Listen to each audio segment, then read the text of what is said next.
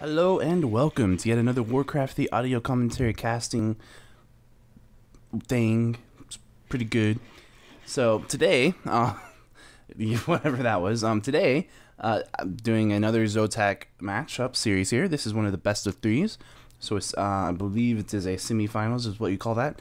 And it's going to be between Cash, who is spawning as the pink orc in the top right, versus Rudan, who is spawning as the blue elf in the bottom right. So pretty exciting. There are going to be 3 of these matches, and on replays.net, 2 of them received silver crowns, which means usually they're pretty entertaining, so we'll see. This is the first one I'm going to be bringing to you, and then I will do the other 2 as shortly as I can, as soon as I can. I'm a slightly busy schedule today, but after that, I might be able to make some more time to get the rest of the cast in today, and if not, then I will definitely be bringing them to you tomorrow, so that's good. As you can see, we're seeing fairly standard builds here from both players. We do see the, of course, Ancient of War creeping the green, the Demon Hunter up here. We're going to see the Blade Master, the Barracks, and then we're probably going to see a shop somewhere. So yeah, pretty standard early game that we're going to be basically seeing happen here. It's a pretty standard matchup, Elf vs. Orc. However, it doesn't include a human, as all of my other casts do. I know, variety. It's an amazing thing. It really is. So here we do. If you like it, you know, here's the 220 gold is the barracks finishes. You get your grunt. You know, good timing. They're both great players, of course. I believe they're. And I hope I'm right about this. I believe they're both European players. I believe. So if I'm wrong on that, feel free to correct me. But I think they're both European players, which is cool. You know. Because Europe is a pretty baller place. So yeah. So that's the AOW creep. It's nothing too terribly I don't know, intense. We are gonna see, of course, the Blade Master come down here looking to, you know, either jack the elf or, you know, item creep here, maybe kill an archer, do something. And the grunt walking right along because that's what grunts do. It's kind of what the name implies, you know, the grunt. Coming to do the grunt work. Or whatever he wants to do. This will be fun. This archer here is in a good position to be able to try to take the last hit on this ogre creep. As you can see, it's very, very close, but he does not manage to get it. Cash is a little bit, you know, what's it called? Leery of the archer last hit tactics. And he was like, that's not going to happen. And of course, he's just basically spamming those windwalks because, of course, if he gets mana burned, that would be a much worse way to use your mana. So ideally, you know, you just have all your mana, all of your windwalks. He's kind of baiting the burn right there because if he had been burned as he casted his windwalk, he only would have lost, you know, 6 or 7 mana, whereas the Demon Hunter would have lost, you know, a full 50. And that's not good because when the Demon Hunter, as you can see, this fight going on, but the Demon Hunter is forced to run away. But as he comes back here, he's going to have to use these Moonwells to regenerate his life. And if he was lower on mana, it would be an inefficient healing, and he might not get to full. Either way, even if he did get to full, it would definitely have done a complete draining of both of those Moonwells. So some just good moves, and we do see here over here the archer actually woke these creeps up. However, he shadow melted to hide from the Blade Master and the creeps, so that the creeps would attack the Blade Master. However, the Blade Master had a dust, so he went ahead and used the dust and killed the archer. However, this did allow the Demon Hunter to run in there, buy the boots and the staff of teleportation. So that's a pretty good trade-off actually. It's not the best, but it's pretty good. It's always good to delay the boots on the Blade Master as long as you can, and it's always good to get the boots on your Demon Hunter if you can, so a very interesting tactic. It's unfortunate the elf has lost 2 archers thus far into the game. Not probably the largest deal, however, simply because he has done pretty well, and the Blade Master, as you can see, actually has a less experience than the Demon Hunter does. And only now does he get his boots of speed, in fact, so he had to go all the way to the other side of the map, to the other shop. And now he's going to go ahead and kill, you know, either full of, probably just going to kill a couple creeps here. And after that, we're going to see it's getting pretty close to tier 2, which is generally the time where the orc, of course, will put up his Spirit Lodge and Bestiary. You know, and we can see the Wisp scouting to see if that's the case. And the Demon Hunter coming in here. We're probably going to see a Beastmaster being picked up right here as soon as he hits tier 2. And Yeah, as you can see, the Wisp got in here, the Demon Hunters got in here, and the Orcs not even really bothering to put any of these things up because they do need to be up just for a second or so longer than it would take for the Demon Hunter to immediately run in there and kill them. And as you can see, that's immediately what, as soon as this one starts to go up. However, I don't believe Rudan has seen that just yet because his Wisp was back here and his Demon Hunter only went about here. But here we do see that, and this is actually the Beastmaster. The Beastmaster is out. He has this Quill Beast summon, and he's going to probably summon another one as soon as he can. And his goal here is just going to be to cancel these buildings. Delaying the tier 2 buildings of the Orc is pretty much the name of the game. The Demon Hunter taking quite a bit of damage, but he does have a TP as well as a Staff of Teleportation. He has been trapped in this position, so he's probably going to have to TP, and he TP's out at 37 HP. However, it does not look like that Bestiary is going to go down, so the Bestiary stays up. The Elf basically traded a TP scroll for the Spirit Lodge. Probably not the best trade right there, but you know, we do see the Tauren Chieftain coming out, and of course we do see the Aura being picked up first because the Endurance Aura is very, very valuable, and he'll be able to go ahead and creep it up to level 2 very quickly anyway to go ahead and pick up Shockwave or Stomp. But I think we'll most likely see Shockwave. It's a little bit more standard against mass dots, which is what we're seeing here, as you can see from these double Ancient of Winds. And, you know, of course, the Demon Hunter Beastmaster picks are very, very telling, especially when you're playing against where you come in here for the early T2 cancels. Very, very much a mass dot centered style of play. You see that little Wisp running around saying, "Hey, I'm just looking. What's up, guys?" And the Tauren Chieftain all like, "Yeah, whatever. You know you like these muscles." So that's what happened there. We do see this going on. The Blade Master went ahead and woke up the creeps. They were sitting while we had the Demon Hunter and the Beastmaster sitting there at the shop. I'm not sure what they were doing. They might have been looking to buy an item, or they might have been looking maybe to just, pull the creeps out just like this or something and try to creep them. But they can't really do that with the Blade Master sitting there. So unfortunate for the Elf if that was his intended goal. We do see, of course, Raider. We see Ensnare coming out. We see Spirit Walkers, and basically that's what you expect to see in this matchup. You expect to see Raiders, Spirit Walkers, and Dots. But that doesn't mean it's an uninteresting matchup. It's a very interesting matchup, and even though it's you could say the strategies may be a little bit stagnant, but I wouldn't worry about that. I think it's not worth worrying about because if you notice, there's a lot of stuff that goes into these matches that isn't really based on strategy. You know, map positioning skill. I mean, we saw 2 archers die. We saw an archer sacrifice his life so that the Demon Hunter could go ahead and pick up boots over the Blade Master. So, I mean, it's very interesting. I think there's a lot of variety within this matchup. We do see the Demon Hunter, or the Blade Master, taking quite a bit of damage, and the Demon Hunter getting ensnared. The Demon Hunter dies. The Demon Hunter goes down. Ow. And that was not expected for anybody, not me. It was very, very close. The Blade Master actually came very close to dying as well, and he, the Elf went ahead and he staffed out the Beastmaster. Unfortunately, as he went to staff out on his Demon Hunter, it just a little bit too late, a little bit too much damage coming in, and ultimately ended up in his demise, which is not really the best thing for him. All things considered, really. I think he would have been happy not dying there.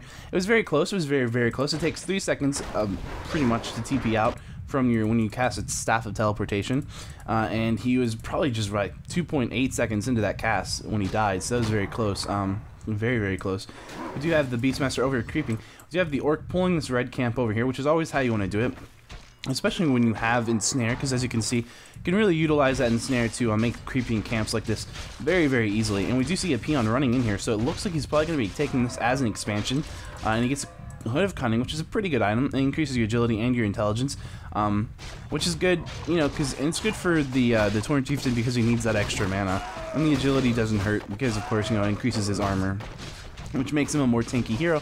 And he has a very high amount of HP. Not really that high amount of armor, so actually an item that increases both his armor, which is a nice boost to his survivability, as well as his mana, is pretty good. So that item is quite nice. We do see the Demon Hunter is back out, and of course he's creeping here. He's going to get a level 3 on his Beastmaster right here. These are Master Dots, and we do see the Tinker in play now. Of course, his Great Hall is going up, and it looks like we are going to see either a Jack of some sorts right here, and the Tinker may not make it into this fight. We may see, I don't think there is a teleport for the Elf over here. I don't think he has a teleport scrolling. No, he does not. He's bringing in his heroes, just kind of messing around with the the positioning where he can and trying to not get owned here. The Demon Hunter is in quite a bit of a position here. The only thing that's really keeping him from being probably instantly killed here is the fact that he has this potion of greater healing, and I'm not sure if that is what is keeping him from taking all that instant focus fire. However, it's very likely. We do see just a lot of stuff going on in this fight right here, just all sorts of action. And we do have yet another Spirit Link going off. We do see quite a bit of Druids of Talons dying, and we do see just all sorts of Orc units dying. We see staffs going off all over the place. Another Pocket Factory goes up. We see... Jeez, I don't know. So much for my casting skills. I'm feeling overwhelmed in this fight. Okay. The Orc is starting to run away. He has quite a few of low HP units, and he was repositioning himself, trying to focus down on that Beastmaster. The Beastmaster at half life. This Blade Master getting cycloned, unable to continue chasing the Beastmaster. The Beastmaster getting into a better position. The Beastmaster being ensnared in a bad position again. However, the Blade Master is back into the sky, and he doesn't have the mana on his only Spirit Walker left to actually dispel anything. There's a 9 HP Raider getting away, as well as this Raider that goes down with from about 150 HP to dot focus from everything, all things considered. As who won that fight? I think the Elf came out pretty convincingly on top right there. If we see, it looked pretty good. Let's look at the food counts. Oh, that was a bit of a hiccup.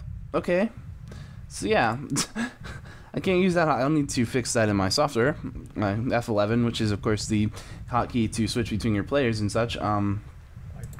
That's odd. But yeah, it's odd. I don't know what happened, but yeah. Anyway, so we can see the Elf at 43 food and the Orc at 47 food. So let's go back to one of the observers. So yeah, right now it's definitely a good position for, I would say, the Elf right now. He's going to feel a little bit confident. He's going to go ahead and start to do a push here.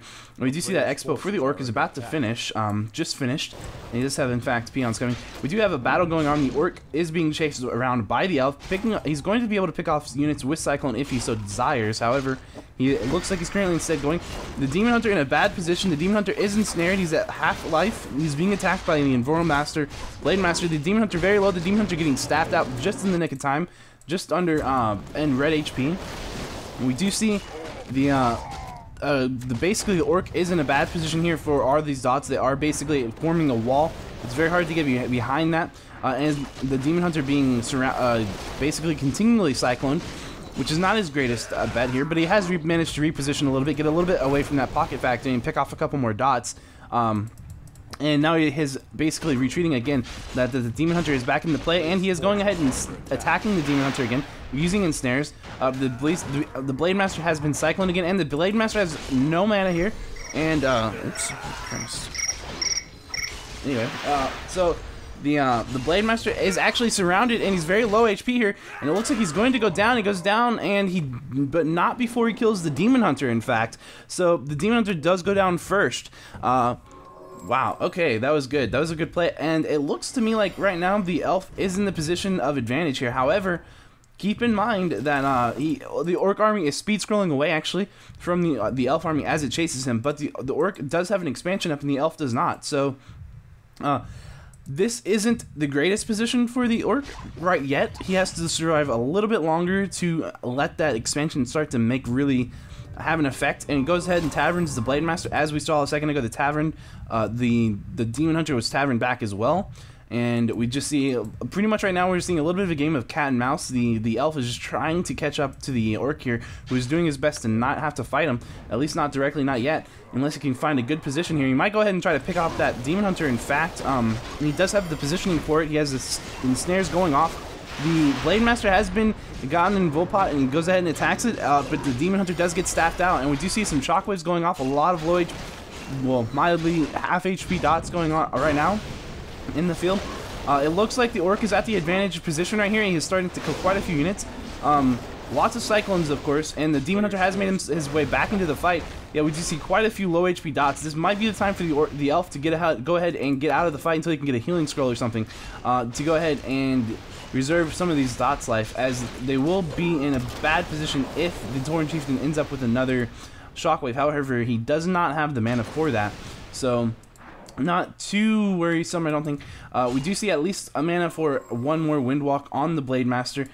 This raider being quite low HP and being chased by the entire elf army. And again, we are seeing the orc just kind of run away and doing his best to buy his time, squabbling around, and hope that the elf does not actually find that he has an expansion. And that is basically how this is going to go. As you can see that the main gold mines are running down. They're less than 4,000 gold right now. It looks like this dot is most likely going to be picked off. Yes, it is. And while the Blade Master goes to the shop, he doesn't have enough mana for another Windwalk. However, the elf army is safely away, and he is in a good shape. So we do see pretty good going on here. Pretty good position for the orc now.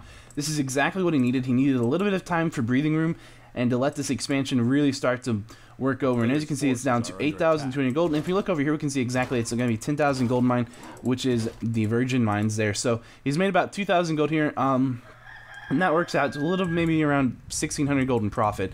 So it's been a very profitable adventure for him to go ahead and place that expo. The elf still has not scouted it. And so that's very, very good for the orc. I'm not sure at what position he would be in right now had the elf scouted that, because I do believe there was a time maybe where the elf could have perhaps taken this down during all of that mayhem going around here with the mayhem of just basically, I don't even know what to call it, but a lot of intense action, lots of fighting, and here we do see pillage actually being trained as well as a bat being produced. So that might just be for scouts, or it might be in fact for this fairy dragon or something.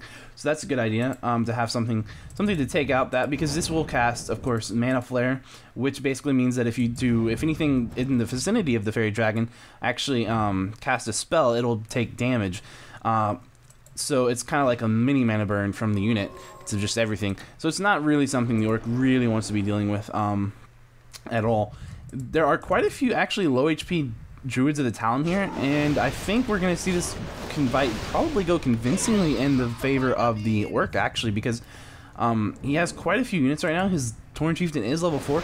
It's really going to come down to positioning, I think, but and the Demon Hunter is in a bit of a precarious position, but I think we might actually see a bit of damage going off, and that was actually a really bad shockwave. He only hit like 2 of the Druids of the Talons with it, and again, he is now back into Cyclone. And we see quite a bit of damage. The Beastmaster taking quite a bit of damage. The Beastmaster is surrounded. Is he going to be able to get staffed out? Very, very close. He gets healing scrolled, but this ensnare lasts too long, and he does not get staffed out because he cannot be staffed out while he's ensnared. The Tinker doing his stun. He does have that AoE stun. It was level 1. It's not very effective, but it did maybe a little bit. Just doing what he can do. Definitely not as decisive as a battle as I figured it would be. Actually, the orc is actually being forced to run away a little bit here.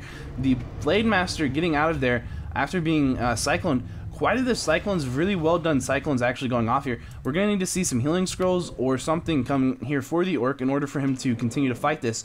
And he can indeed fight this with a Spirit Link and a healing scroll and an Invul Potion for his Blade Master, and that's what he has here. He's going to go ahead and pop all of this most likely. Use the Invul Potion so he cannot be cycloned on his hero. He's going for the Demon Hunter, however, the Demon Hunter does manage to go ahead and get an Invul Pot off. Just trying to dive through these positions to kill these dots. He wants to get rid of them. And he wants to go for the heroes where he can. That Demon Hunter is very low. The Demon Hunter has been ensnared. Is he going to be able to keep it ensnared long enough to kill it before he can get staffed out? It looks like he might be able to, but the Blade Master has actually been cycloned, and his Shockwave goes off to finish it off. The Shockwave wakes up the creeps and actually brings in a bunch of creeps, so what's going to happen there with the creeps, I'm not sure. There are 3 very low HP dots right by those creeps, but the creeps seem to just say, you know what, we're gonna back off. So this is very, very close, and it looks like the Tinker is going to go down. And in fact, I think actually it's going to have to be coming probably in the advantage of the Orc here, but we do see quite a few units that are still, I don't know, capable. Yeah, I would say capable. The Blade Master, however, is very strong at this point, and I don't know. I'm gonna have to say that it doesn't look good for the elf here. Rudan not in the best of positioning here. His Demon Hunter has been ensnared yet again, and he is running away, just trying to not die here. It's another ensnare going off. Those Druids of Talon are doing their best to keep the Blade Master from being on him, as well as the Endurance or a Tauren Chieftain. So just trying to get away, just trying to survive until he can get more HP, more staffs, and more such things. The Tinker being ensnared, the Tinker may go down. The Tinker goes down. This is really bad for Rudan because he still has to have He still has to have the A player's forces are under attack. sorry. So yeah, basically in this game, a pretty good position for the Orc. He has an expansion up, and he's pretty won that fight pretty well. We do see what could be the final fight here for the Elf if he does not do well here. He doesn't have his Tinker, and he's taking a lot of damage onto that Blade Master, or onto the Demon Hunter. However, he is going to bring in all those dots. He's going to be able to push back the Orc, and he's going to surround the Tauren Chieftain, perhaps? Yes, he's going to surround the Tauren Chieftain. We could be seeing a comeback here. If he can kill that Tauren Chieftain, he might be able to go in there and kill this Expo, but I don't know if he even knows it's actually existing. The Tauren Chieftain is taking quite a bit of damage. The Tauren Chieftain is surrounded. There's nothing that the Blade Master can do. He's Cyclone, and the Tauren Chieftain does go down. The Blade Master, however, is also very low. The Blade Master getting, or the Demon Hunter getting staffed out, and another healing scroll. The Blade Master is level 5, however. If he hits level 6, and I don't see how the Elf could actually manage that. We do see a lot of these Elf units going down. The Orc, again, just showing his superiority with his army here, just from having this expansion. So the Demon Hunter, the Blade Master comes back into the fight, very low HP, and he doesn't have any way to survive if he does get ensnared here. And he gets ensnared with 3 raiders. He's going to get surrounded and he's going to go down. So, or he gets actually staffed out, and so the Beastmaster is going to go down. So basically, either way, not good for the Elf here. And I think that's going to be a good game. Good game's called, so GG. See you in game 2.